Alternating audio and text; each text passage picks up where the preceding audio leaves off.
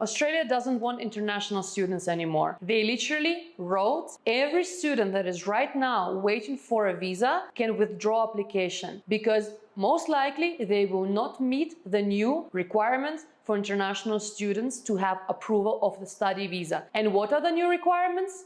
They didn't post them and they don't plan to publish them anytime soon. So it means that the people who are waiting could be waiting forever. It's the time of your life that's valuable. You can't waste it. It's way more expensive than anything else. I would highly recommend cancel your visa application and redirect your efforts into a country that is more flexible, that needs qualified, skilled workers. Because people have a dream to study abroad, an intention to study abroad. Why to just cut their dreams like this? Is horrible. I would like to know your opinion. What do you think about this new Australian regulation? My name is Asitonka Agri Abba and channel is called Asi Darling because I'm such a darling.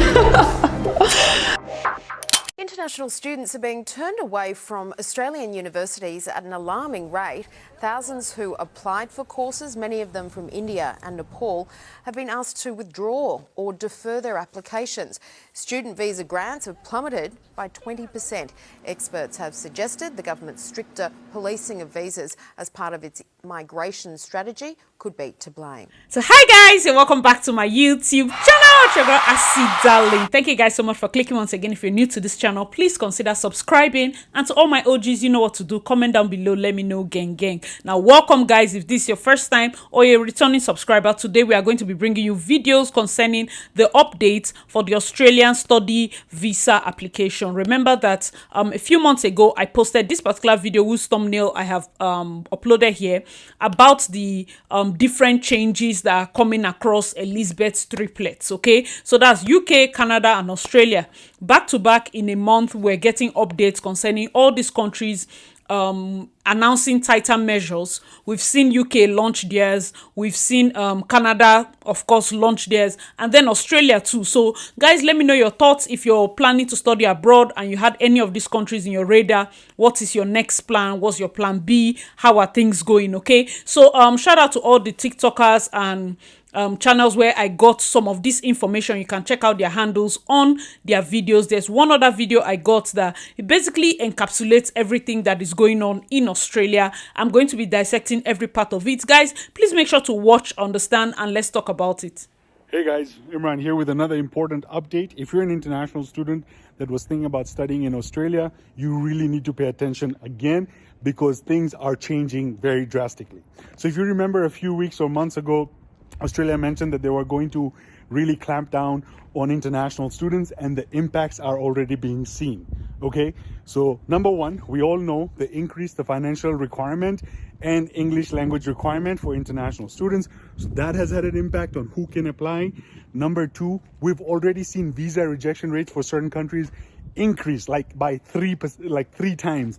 So certain countries that were having a 75% visa approval rate are now down to 25%. So only 1 in 4 applicants from those countries is getting approved a visa.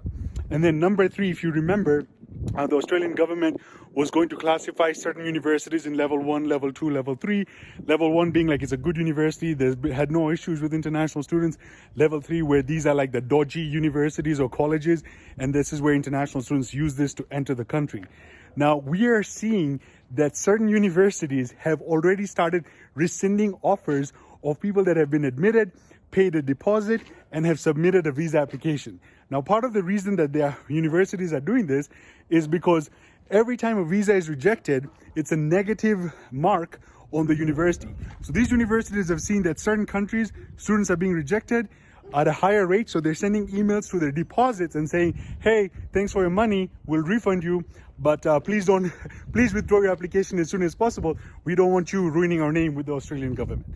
So if you're an international student that is looking to study in Australia 2024, you really got to pay attention to what's going on. All right, guys, let me know your thoughts in the comment section below, like what he said. Most of the reasons, of course, that the Australian government put this thing in was because they've noticed a lot of integrity issues. Some of these things are like in, how would I say, tallies with what the Canadian government was also complaining about, forged documents, fraudulent English test results, and all of that. So there are measures that they did. The first, they increased the financial requirements, same as Canada. Financial requirements, that's your proof of fund. For Australia, they increased it.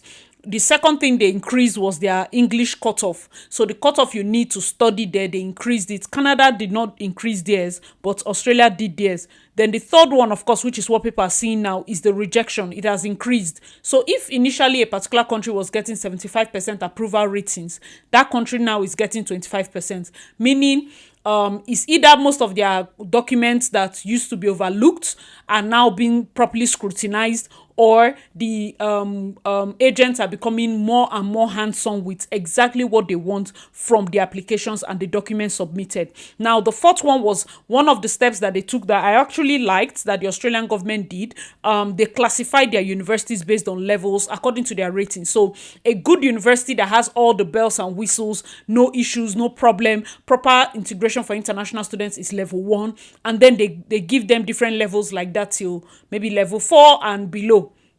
Now, those bad players are in the lower levels, and now they know, students even know, okay, if this is where I'm going to, I know it's a lower level university and all of that. So that ranking alone helped to weed off a lot of applications. So if more applications are still going to the lower levels, they do not get their visas.